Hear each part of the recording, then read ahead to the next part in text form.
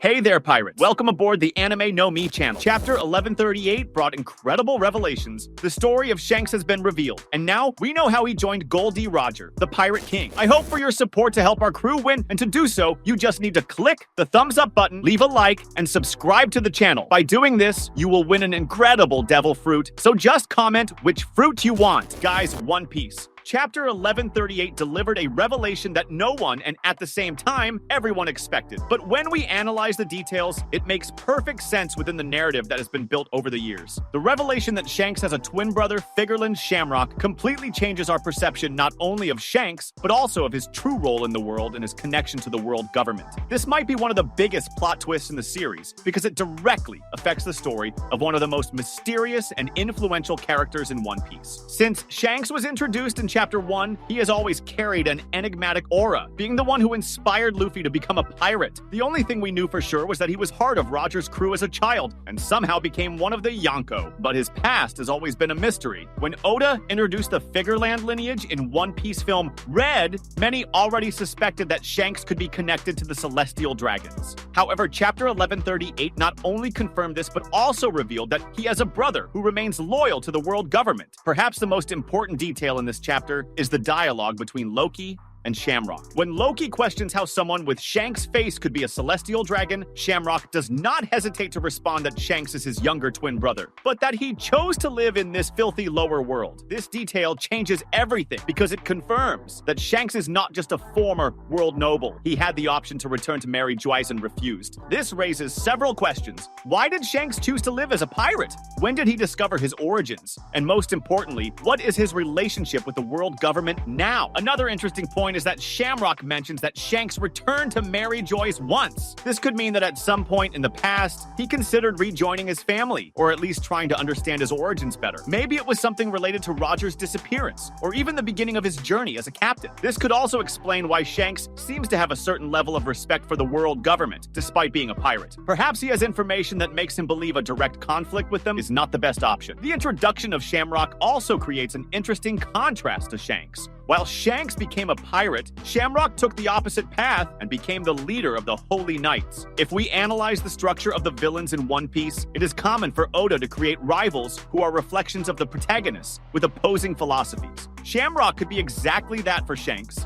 Not only does he share his appearance, but he also holds a position of power that could challenge everything Shanks has built. The chapter also gave us a better idea of Shamrock's power. His attack on Loki, using his three-headed dog, Cerberus, showed that he possesses terrifying abilities. I believe the way he used his sword to summon Cerberus could indicate that he has an Akuma no Mi or a power related to some secret technique of the Celestial Dragons. The way he treats Loki, one of Elbaf's most powerful warriors, also indicates that he does not see giants as a real threat, which could mean that he has faced far more dangerous opponents before. Now, what caught my attention the most in this chapter was how it connects different pieces of the puzzle. When Luffy hears about a man who looks like Shanks, his first reaction is to say it makes no sense because Shanks never mentioned having a family. However, Luffy himself has previously stated that he considers Roger's pirates to be the only family Shanks could have. This is a subtle clue that Shanks may have deliberately erased any connection to his true lineage. Moreover, when we think about Shanks' past, one of the biggest mysteries is his deep connection to piracy from such a young age, being aboard Roger's ship as a child. What would lead such a young boy to be so closely tied to powerful figures like Goldie Roger and his crew, not to mention his mysterious relationship with the world government?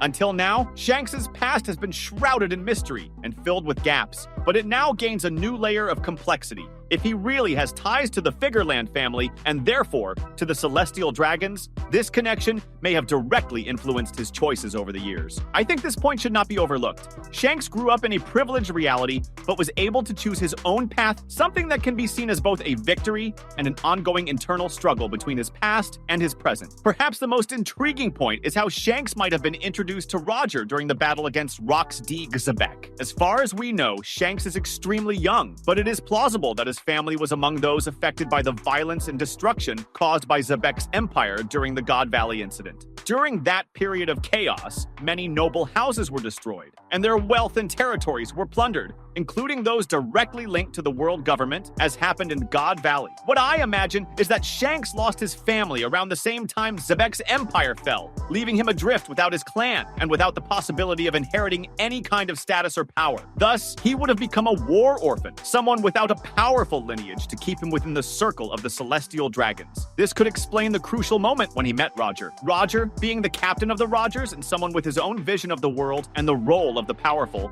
might have seen in Shanks something more than just a mere child. He could have recognized in Shanks the spark of a leader, someone who, despite being born under a noble surname, had the potential to be much more than just an heir. In many ways, I believe Roger saw in young people like Shanks the potential to shape the future, not by following the traditional rules of nobility or the world government, but by creating their own story. By accepting Shanks into his crew, Roger was not only giving him an opportunity, but also passing on his philosophy that true freedom lay in rejecting the chains of established society. For Shanks, this was a chance to reinvent himself, not just as the child of nobles or someone marked by the destruction of his family, but as someone who could forge his own path alongside figures like Roger, Odin, and the rest of the crew. It is possible that after Roger's passing, Shanks felt the need to understand his origins better, perhaps even considering a possible reconciliation with the celestial dragons in his past. This could, at least in part, explain his visit to Maryjoy's, where he was received as a member of the elite. Upon confronting the realities of that world, the weight of expectations, and the intrigues that permeate the Celestial Dragon's court, Shanks might have felt deeply disconnected, perhaps even disgusted by the thought of following that path. He had the chance to return to nobility, but instead he chose to reject that burden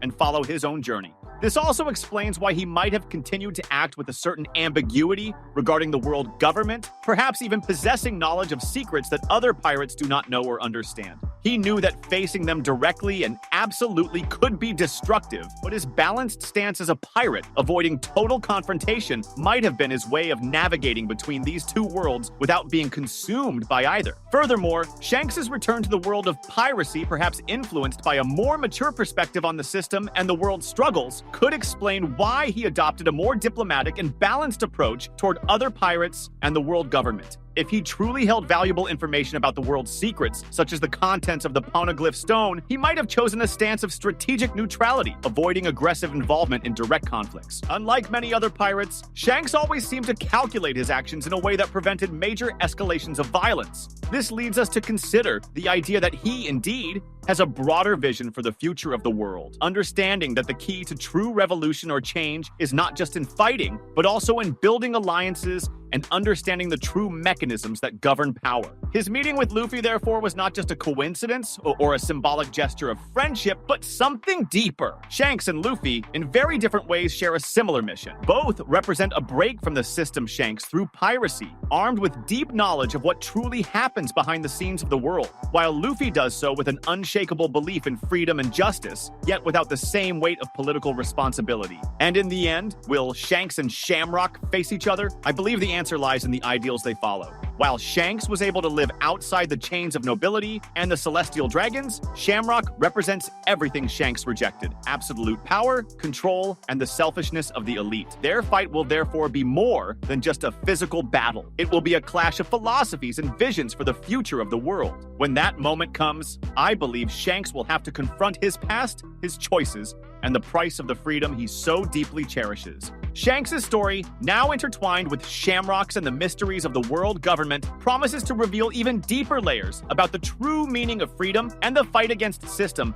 that has dominated the world for centuries. If, at some point, Shanks and Shamrock meet on the battlefield, whether literally or figuratively, it will be one of the greatest battles in One Piece. Not just because of the forces at play, but because of the understanding of what it truly means to fight for a new world. That was today's content. We hope you liked it and want to share your opinion on the subject. Don't forget to share the video, give it a thumbs up, and I'll see you in the next video. Take care and stay amazing.